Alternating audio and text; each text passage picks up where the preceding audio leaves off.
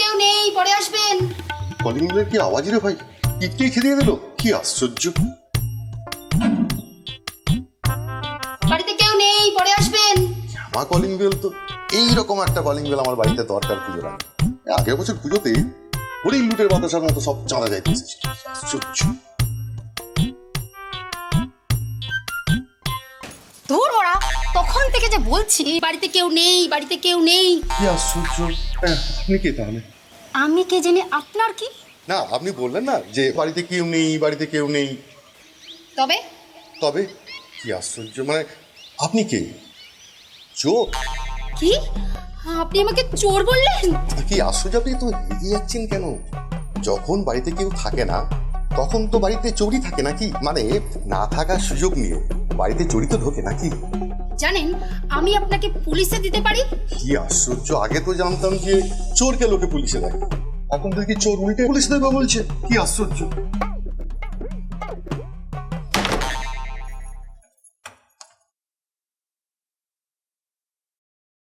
আবার বেল বাজাচ্ছেন? বাজাচ্ছি তো, বাজছে না, উল্টে তো আপনিই বাজছেন। কি আশ্চর্য। কে বলুন তো আপনি? তখন থেকে ফাটা রেকর্ডের মতো বেজেই যাচ্ছেন, বেজেই যাচ্ছেন। না সে নয় আমি বলছি, কিন্তু এই কান তো কলিং বেল কেসটা, মানে কলিং বেল আছে কিন্তু বাজছে না, কিন্তু সুইচ টিপলে আপনি বাজছেন। কি আশ্চর্য, মানে ব্যাপারটা কি? এতে আশ্চর্য হবার কি আছে? এসব গুলটি দিদির ফান্ডা। ঠান্ডা? হ্যাঁ হ্যাঁ, ফান্ডা। কি আশ্চর্য। তা এই ঠান্ডার কারণ? আপনার ধান্দাটা কি বলুন তো? তখন থেকে প্রশ্নের পর প্রশ্নের গোলা এমন ভাবে ছুটছেন, মনে হচ্ছে যেন কেবিসি খেলছি। না না, তা নয়, জাস্ট কৌতূহল আর কি। সেবার সারা রাত ফাংশন দেখে কাজে ফিরেছিলাম। বুলটি দিদি আমাকে রেখে মুদি দোকানে গিয়েছিল। আমি তো ঠান্ডা মেঝেতে শুয়ে পুরো বোল্ড আউট। তার 10 মিনিট পর বুলটি দিদি ফিরে আসে। কলিং বেল বাজিয়েই যাচ্ছে, বাজিয়েই যাচ্ছে। আমি তো নরঞ্চরণ। শেষে ওই পাশের বাড়ির গবাদা এসে মই বেয়ে ঘরে ঢুকে আমার ঘুম ভাঙায়। সেই থেকেই এই সিস্টেম। আপনি কলিং বেল বাজালেই আমার কানে 440। কি আশ্চর্য, আপনার বুলটি তো খুব ট্যালেন্টেড মহিলা। সে আর বলতে। আপনি কে বলুন তো? কি চাই আপনার? কিছু না, একটু সময় চাই। সময় মানে? যদি আপনি আমাকে একটু সময় দেন তাহলে আমি আমার কিছু কথা বলবো, আর যদি আমি আমার কথা কিছু বলতে পারি তাহলে আপনি সেটা শুনবেন, আর যদি আপনি সেই কথা শোনেন তাহলে আপনার মধ্যে একটা চাহিদা তৈরি হয়, আর যদি সেই চাহিদা তৈরি হয় তাহলে। আরে ধুর বাবা, তখন থেকে কি ভ্যানতারা করছেন বলুন তো? একটু ঝেড়ে কাশুন তো। মানে মানে তুই জল পেলে ছেড়ে কাছতে সুবিধা হবে আর কি। ওরে বাবা, এ তো দেখছি খেতে দিলে শুতে চায়। শুতে নয়, শুতে নয়, একটু জল দেবেন প্লিজ। দিচ্ছি, তবে ওই জলটুকুই।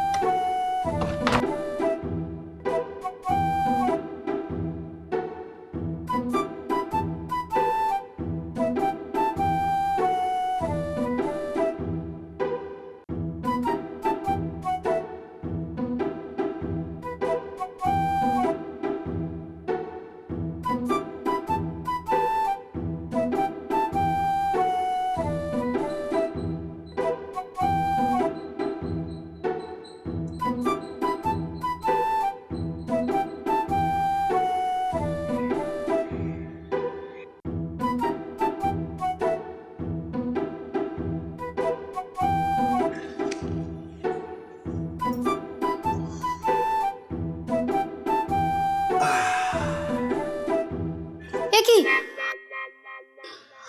আপনি একেবারে ভেতরে ঢুকে পড়েছেন দেখছি। না না না, একটু বসেছি আর কি, মানে বাইরে অনেকক্ষণ দাঁড়িয়েছিলাম তো, তারপরে মা বলেছে যে দাঁড়িয়ে জল খেতে, তাই বসে জল খাচ্ছি। আপনার মতলবখানা কি বলুন তো? এই কোনো মতলব নেই। কি আশ্চর্য, আপনি তো আমাকে জল দেবেন, আমি একটু বসে খাবো, তবে একটু সময় দেবেন, এই দুটো কথা বলবো, তারপরে ওই টুক করে চলে যাবো।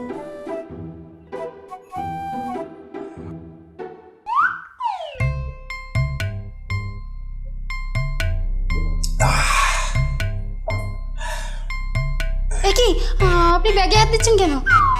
আমি জানি আপনার ব্যাগে কি আছে। কি কি আছে?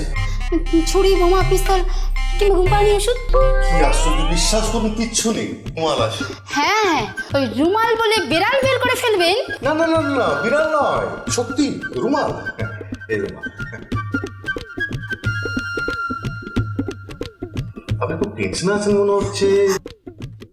তাতে আপনার কি? জল খেয়েছেন, কেটে পড়ুন। সে কি? আপনি যে বললেন আমাকে একটু সময় দেবেন, কি আশ্চর্য।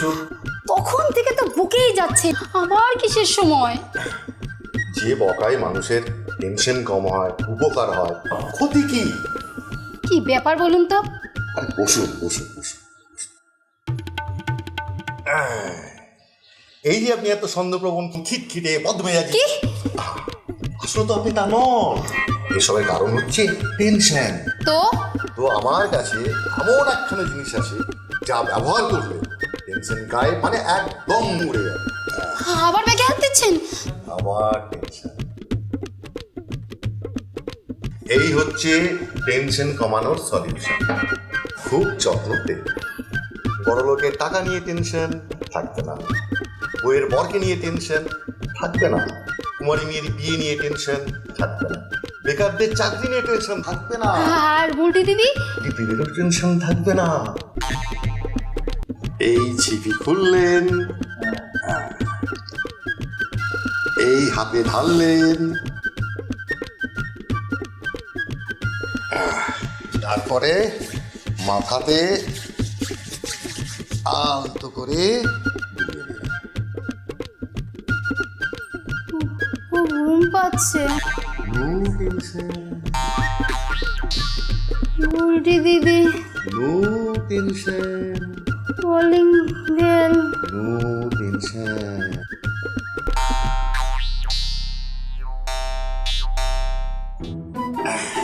No tension. কয়েক ঘন্টা এখন নিশ্চিন্ত। এবারে সব কিছু ধুয়ে মুছে সাফ করে দিতে হবে।